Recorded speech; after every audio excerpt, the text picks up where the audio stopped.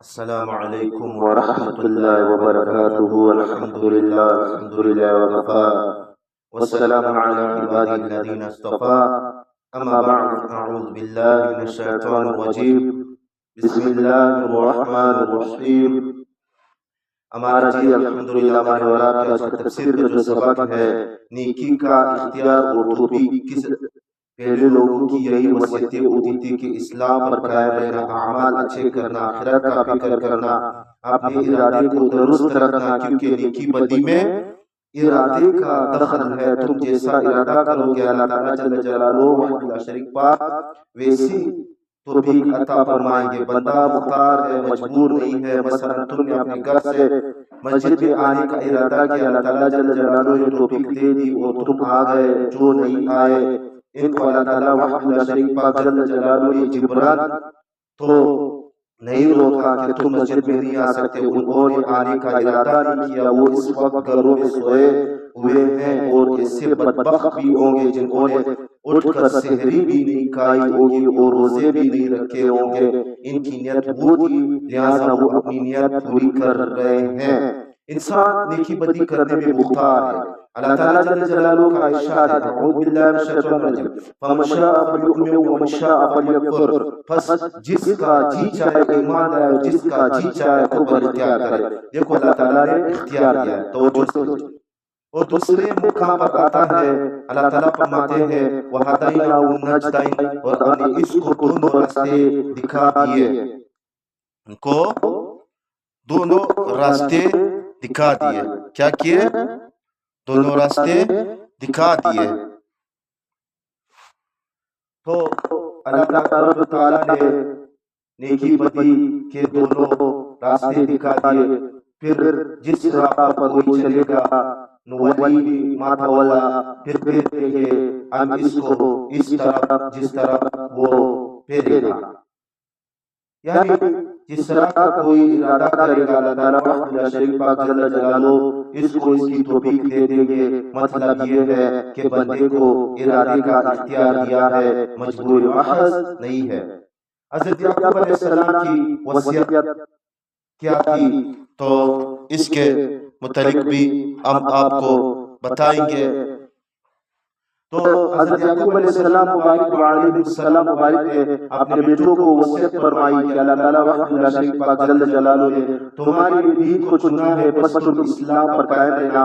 انہوں نے تو اسلام پر قائم رہنے کی وصیت فرمائی تھی، برخلاف اس کے یہودی یہ دعویٰ کرتے تھے کہ یعقوب علیہ السلام علیہ السلام جب دنیا سے رخصت ہو رہے تھے تو انہوں نے اپنی اولاد کو وصیت کی تھی کہ یہودیت یعنی یہودی مذہب نہ چھوڑنا، اور ان کا یہ پروپیگنڈا صدیوں سے چلا آ رہا تھا۔ اس کے متعلق اللہ تعالیٰ وحدہ لا شریک پاک جل جلالہ فرماتے ہیں، اعوذ باللہ من الشیطان الرجیم، ام کنتم شہداء، پس تو کیا تم حاضر تھے، اذ حضر یعقوب الموت، پر جب حاضر ہوئی یعقوب علیہ السلام کے پاس موت، یعنی تم جو یہ دعویٰ کرتے ہو کہ انہوں نے یہودیت کی وصیت فرمائی تھی، تو کیا جب ان کو موت آئی تھی اس وقت تم موجود تھے؟ اس وقت تم موجود تھے؟ ہاں۔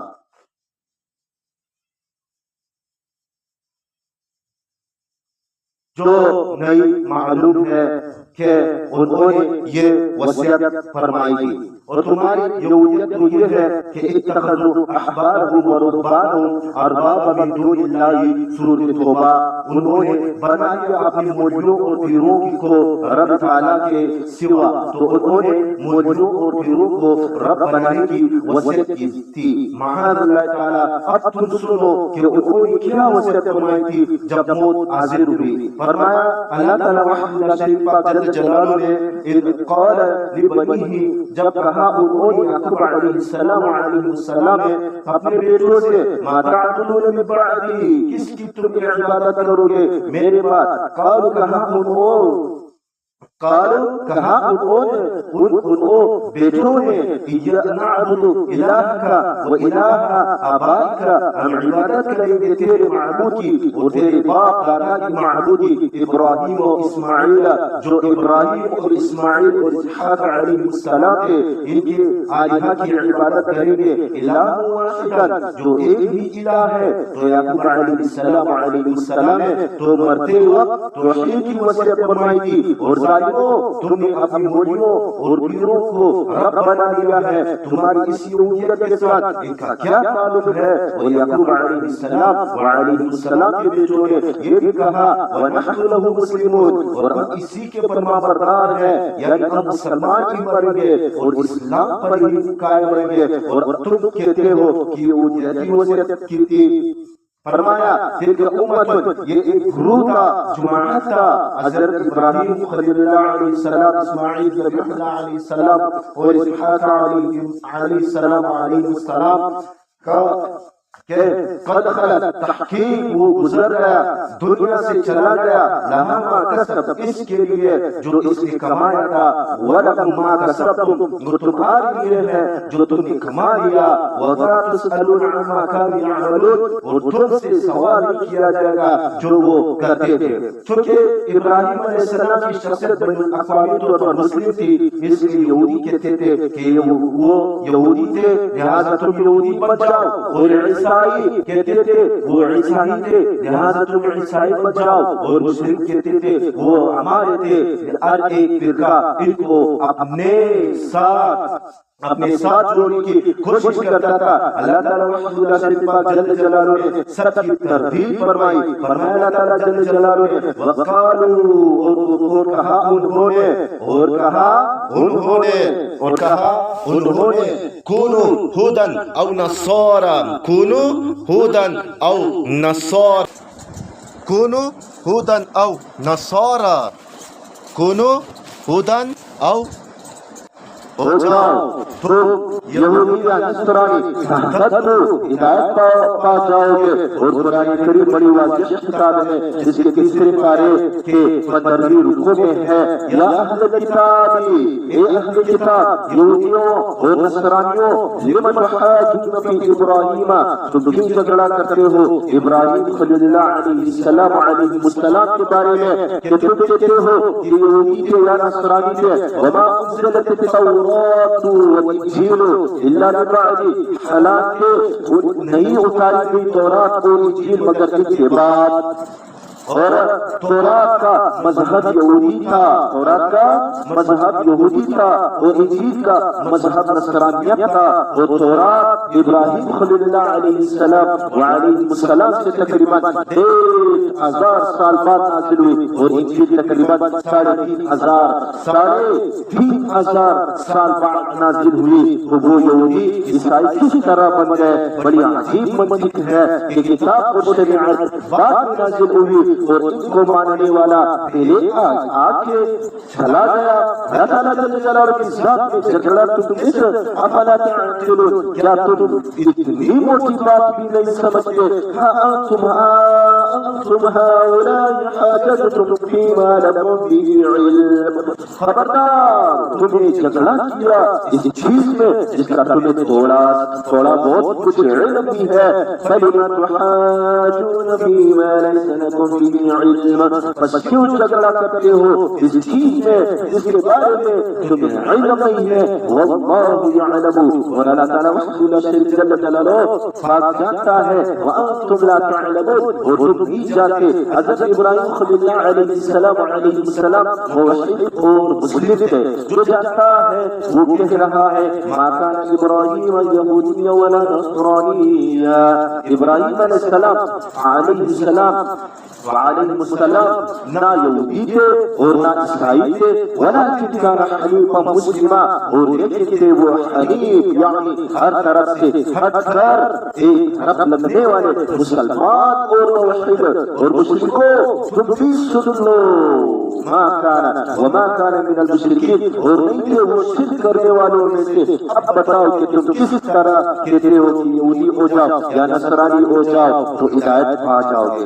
قل نبی کریم صلی اللہ علیہ وسلم کہتے بل ملت ابراہیم حنیفا، بلکہ ہم ملت ابراہیم کی پیروی کریں گے جو ایک طرف ہونے والے تھے، موحد تھے، نہ یہودی تھے نہ عیسائی تھے اور نہ مشرک تھے، وما کان من المشرکین، اور نہیں تھے وہ شرک کرنے والوں میں سے، وہ موحد تھے۔ اور اللہ تعالیٰ وحدہ لا شریک جل جلالہ نے ان کو بڑا بلند مقام عطا فرمایا تھا، اب تو ان کی ملت کی اتباع کریں گے، تو اب تو ان کی ملت کی اتباع کریں گے۔ جی الحمدللہ ثم الحمدللہ، ہمارے اور آپ کا تفسیر کا جو سبق ہے، کیا کرے یا تفسیر جو ہے وہ بڑھ جاتی ہے سمجھانے کے لیے، ہم آپ کو جو ہے وہ سمجھانے کے لیے بات کرتے ہیں کہ آپ تھوڑا سا سمجھے، تفسیر کو سمجھے۔ ابھی اگر میں سرسری سے ترجمہ پڑھا سکتا ہوں، میں کہتا ہوں کہ یار نہیں خیر ہے یار، ہمارے سامنے جو وہ لوگ دیکھتے ہیں وہ کچھ نہ کچھ تفسیر تو یاد کرے اللہ تعالیٰ کی تفسیر کا، تو انشاءاللہ 2-3 دن میں اچھا انشاءاللہ یہ بھی ختم ہو جائے گا۔ کل سے انشاءاللہ آخری کو ہے، انشاءاللہ تھوڑا سا حصہ رہ گیا ہے، تیری سپاری کا جو آخری تھوڑا سا حصہ رہ گیا، پھر انشاءاللہ 2-3 یا 4 دن کے بعد ہم انشاءاللہ دوسری سپاری کا آغاز کریں گے انشاءاللہ الرحمن۔ ہمارا یہ عزم ہے کہ اب انشاءاللہ الرحمن اللہ جل جلالہ کے یہ کلام عظیم شان آپ لوگوں کے سامنے معنی تفسیر جو ہے وہ پڑھیں گے، ذکر تلاوت کر معنی تفسیر جو آپ تک پہنچائے۔ باقی آپ لوگوں کا جو ہے آپ لوگوں کے ڈیپینڈ ہے، آپ لوگوں نے جو ہے جتنے بھی آ سکتے ہو، ہمارے لیے ایک فرد بھی یوسف بھی کافی ہے، اگر آپ نہیں آ سکتے ہو، اگر جو بھی آ سکتا ہے اس کے لیے مرحبا ہے، اس کو اللہ پاک نے جو بھی آتا ہے تو وہ نہ آئے، اللہ کا تذکر کسی کا محتاج نہیں ہے۔ ہم دیکھو ہم اللہ کی دین کی قدر کریں گے، اللہ جل جلالہ ہماری قدر کریں گے، اگر ہم خدا نہ خواستہ اللہ کی دین کی قدر نہیں کریں گے تو اللہ یہ دین جو ہے وہ اٹھائے گا۔ دیکھو میرے محترم سامعین، ہمیں اپنے آپ کو دین کے تابع کرنا ہے، دین کو اپنے تابع نہیں کرنا ہے۔ ہمیں اگر میں ہوں میرے اپنے آپ کو دین کا تابع کرنا ہے، بلکہ اس طرح بھی کرنا ہے کہ دین کو اپنے تابع کرنا ہے۔ ان دین عند اللہ اسلام، یہ دین جو اللہ تعالیٰ جل جلالہ کے نزدیک سب دینوں ہے، اللہ تعالیٰ جل جلالہ کے نزدیک پسندیدہ دین جو ہے وہ اسلام ہے، تو اسلام کے لیے اللہ تعالیٰ جل جلالہ نے پیغمبر جو ہے وہ بھجوائے دین اسلام کے لیے، دین کے لیے یاد رکھو دین اسلام جو ہے اس میں اعتدال ہے، اس میں نرمی ہے، اس میں اعتدال کا جو ہے وہ خیال رکھا گیا ہے انشاءاللہ۔ وآخر دعوانا ان الحمدللہ رب العالمین۔